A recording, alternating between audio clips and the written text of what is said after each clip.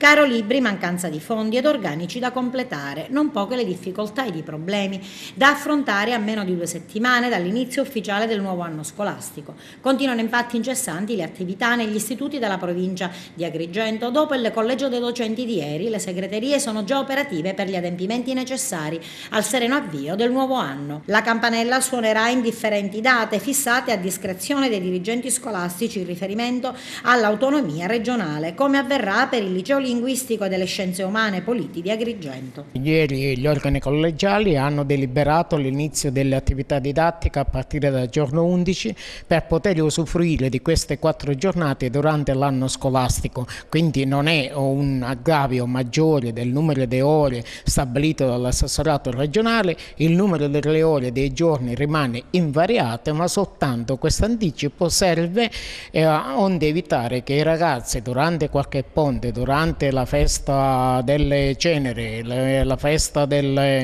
un'altra della festa dell'autonomia che già è concesso, evitano di non venire a scuola e che incidono sul monte orario di assenza che possono effettuare durante l'anno. Le classi per quanto riguarda il biennio del liceo scientifico e del liceo scienze umane, della terza e della quarta del liceo scienze umane, corso B, saranno ubicate nel presso centrale. Tutte le altre classi saranno ubicate nella via Madonna delle Rocche, sempre qua ad Agrigento. L'orario delle lezioni è considerata che non cessa nella succursale classe con sesta ora, verrà effettuato dalle ore 8:15 alle ore 13:15, invece nella succursale dalle 8 alle 14, in quanto bisogna 3 classi di liceo pedagogico che effettuano ancora la sesta ora. Possiamo dire che l'organico è al completo al 100% e quindi possiamo partire già con orario definitivo proprio dal giorno 11. Intanto sono in fase di conclusione gli esami di riparazione che hanno garantito ai ragazzi che hanno superato la sufficienza di poter sostenere le materie prima dell'inizio del nuovo anno scolastico.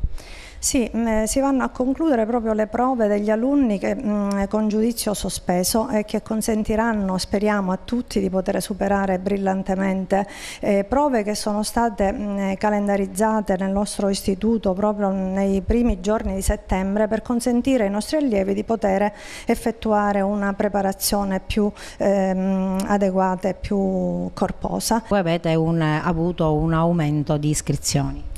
Sì, fortunatamente diciamo che l'utenza fa la scelta del liceo Politi, nonostante ci siano 3 licei scientifici in Agrigento. Abbiamo un incremento di oltre 70 alunni in più rispetto agli anni precedenti.